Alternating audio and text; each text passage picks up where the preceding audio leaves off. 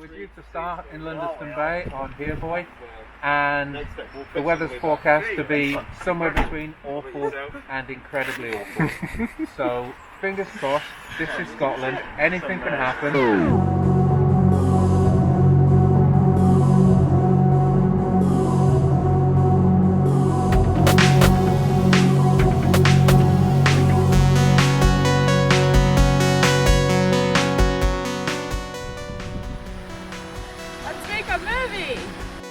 The process of making Distance Remaining has been remarkable, really. I think it's taught me what it means to make theatre, which maybe sounds a bit strange because obviously we're not in a theatre and this feels more like a film that we're making a lot of the time. But actually, when we can't all be together in a theatre watching a play, making this piece of digital theatre has made me ask what theatre really is, what our skills are, what our aesthetics are, and how we can apply that in different ways so that we can still reach out to audiences, so that we can still enjoy performances and tell stories even when people are kind of confined to their own home. With Distance Remaining, I really wanted to give the story's settings their own starring roles within the drama.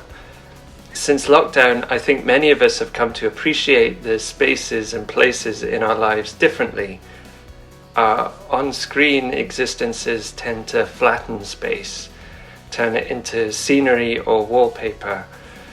I wondered if we could find a way of letting the audience feel the different locations rather than simply see them.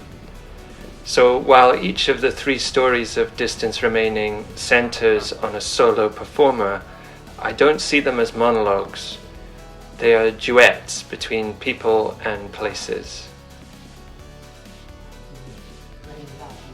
The whole team has worked incredibly hard, been really curious and enthusiastic about what the process is going to be like, and also had to be really patient with ourselves because there's all sorts of things that have come up along the way that we hadn't anticipated and couldn't anticipate. So we've managed to create an environment, I think, where people can roll with that and roll with the changes and roll with the unexpected. And I think because of that, we found all the more joy in what we've created.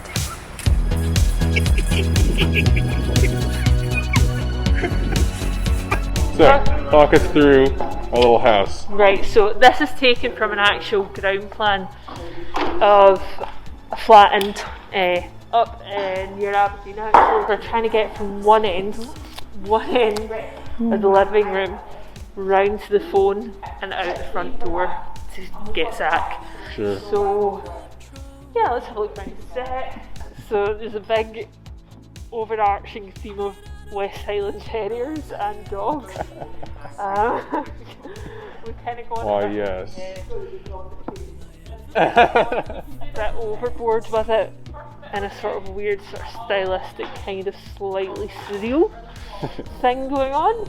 It's got to feel like a proper granny flat. Taggart box set. Naturally. Slipper. Catalogues. Yeah, it's been really fun sourcing all the different little items and bits, more Westies. Yeah, that's been an absolute joy. The three plays all explore characters who are trying to overcome some sort of struggle, and those struggles are quite universal. They're problems that have existed for those people long before COVID and will probably continue long after, although the pandemic is very much a backdrop. It's the setting for those struggles and those questions. I think the emotions in the piece will feel really familiar to people. I think Stuart is a deeply empathetic and perceptive writer, as well as someone with a great sense of wit and humour, and ultimately hope. And I hope that's what we will leave people with at the end of the film, and hopefully as we come out of the situation that we've been in. Every production is an adventure, but nothing I've done before can compare to Distance Remaining. It has been a collaboration in the very fullest sense. Each team member has pushed the project in unexpected and exciting directions. I'm filled with awe and imagination and deep affection for people I've not yet had a chance to meet in person, only ever on screen. Fingers crossed we can correct this soon. And that's a wrap, everybody! Yay! Oh god, right. Congrats.